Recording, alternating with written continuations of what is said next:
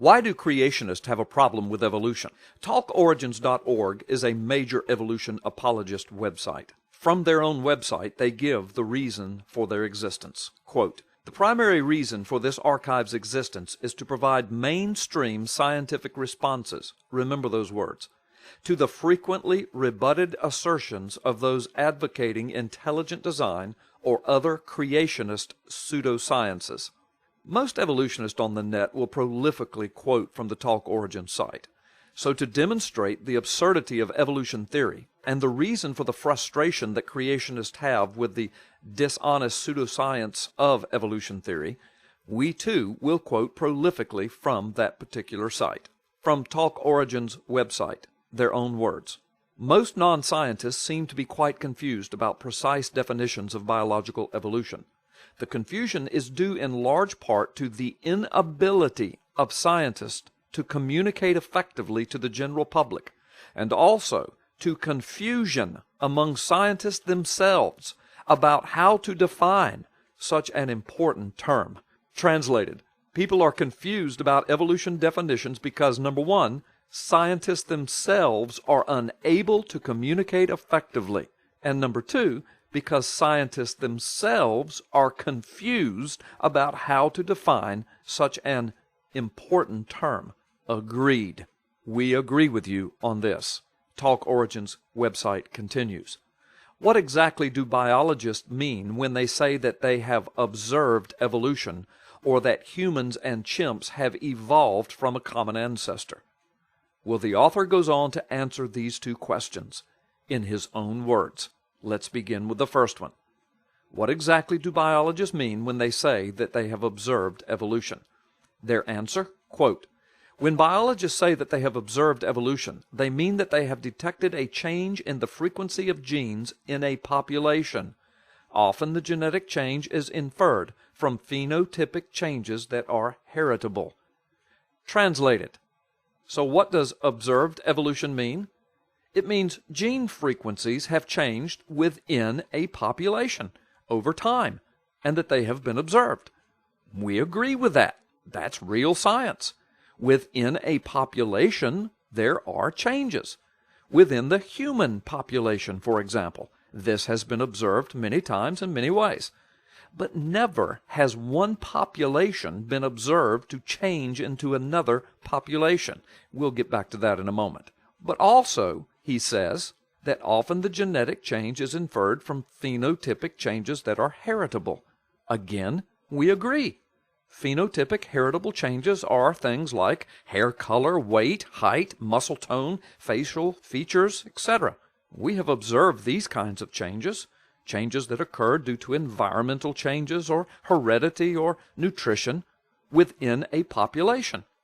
So far, then, we are evolution believers. Now back to the author's own words. When biologists say that humans and chimps have evolved from a common ancestor, they mean that there have been successive heritable changes in the two separated populations since they became isolated.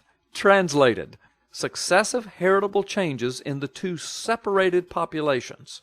Yes, we observe changes in chimps and we observe changes in humans due to the gene frequency changes, heritable phenotypic changes. And yes, they are separated populations, chimps and humans. But here is the clincher, the words, "since they became isolated." These words assume that chimps and humans were ever related or came from a common ancestor in the first place. But there is no indisputable scientific proof of this assertion. Only speculative assumption, starting from the premise that we must have had a common ancestor. But this is not real science. This is prejudiced speculative theory. Now, here are the questions that many evolution apologists don't like, but if we're going to speak honestly, they have to answer them. If we did have a common ancestor, then where did our common ancestor come from according to evolution? Now we are getting into origins theory, that dark fairy tale land that modern evolution apologists just seem downright embarrassed to venture into. For here is what Origen's theory says in a nutshell. Origins began with non-living material 4.5 billion years ago. Through successive millions of years, non-living material became living material, starting with a chemical soup. But this is abiogenesis, an embarrassing anathema to the modern evolutionist. But it is their theory nonetheless. From this soup, then, emerged single-cell organisms. From there, multicellular organisms emerged. The sponge, according to this theory, was the first multicell organism, thus the mother of all multicell organisms, including man. From the sponge, evolution proceeds to the flatworm, and then to the fish, and to the amphibian, and then finally to the reptiles. The reptiles branch off in 3 different branches of reptilian creatures, one of which becomes the first mammals, a rat-like creature, then finally to a lemur-type creature, to a common ancestor, then, of the chimp and the man. And there you have the fairy tale, from abiogenesis to a sponge to a chimp to a man through a common ancestor. This dishonesty of evolution, quote, science, is that you have a group who vehemently deny that Origins has anything to do with the study of evolution. But that simply is not the truth. It would be wonderful if evolution science simply stuck to the study of genetic changes within populations over great periods of time.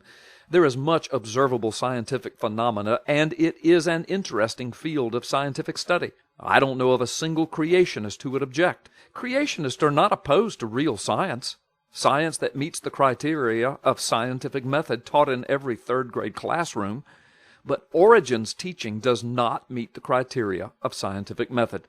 And when the leap is made that one kind of population becomes another kind of population over time, like from a sponge to a worm to a reptile to a rat to a man, well then evolution postulations quickly digress into pseudoscience.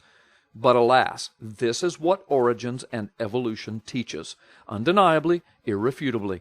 And this is the creationist problem with evolution teaching.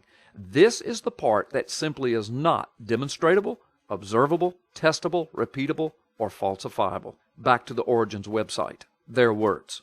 But once we realize that evolution is simply a process that results in heritable changes in a population spread over many generations, it seems a little silly to pretend that this excludes religion. But we have just demonstrated that this is not the truth. This is not all that evolution teaches. And religion has little to do with it for the creationist who simply wants to see some real science. If evolution were simply the process just described, it would be no problem to the creationist.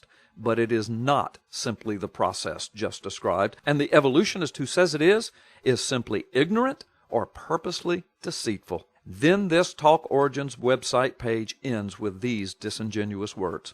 When someone claims that they don't believe in evolution, they cannot be referring to an acceptable scientific definition of evolution, because that would be denying something which is easy to demonstrate. It would be like saying that they don't believe in gravity. First, you yourself admitted that even scientists cannot communicate nor agree upon an acceptable definition of evolution. And you go to great lengths in your article to say this. Easy to demonstrate? Again, yes, microevolution is. Genetic changes within populations? Those were your very words. It would be like not believing in gravity, you said? Well, but gravity is demonstratable. The effects are observable. It's repeatable and falsifiable. That's why it's called the law of gravity. That's why it is deemed to have scientific value. On the other hand, Mr. Evolutionist, please demonstrate for me a non-living material developing life characteristics without intelligent input of any type. Please demonstrate for me where any non-living material has become living material because lightning struck it or it was exposed to ultraviolet radiation. Please demonstrate for me one population of a living thing actually becoming another completely different kind of population of a living thing, like a sponge to a worm to a fish. But you see, none of these things have ever been demonstrated, nor can they be. And they are the very foundation for Origins. And Origins is the very foundation for evolution postulation. None of these things have ever been actually observed, nor can they be repeated, demonstrated, or falsified. And this is why real science and creationists have a problem with evolution. It is a problem for us, a really big problem.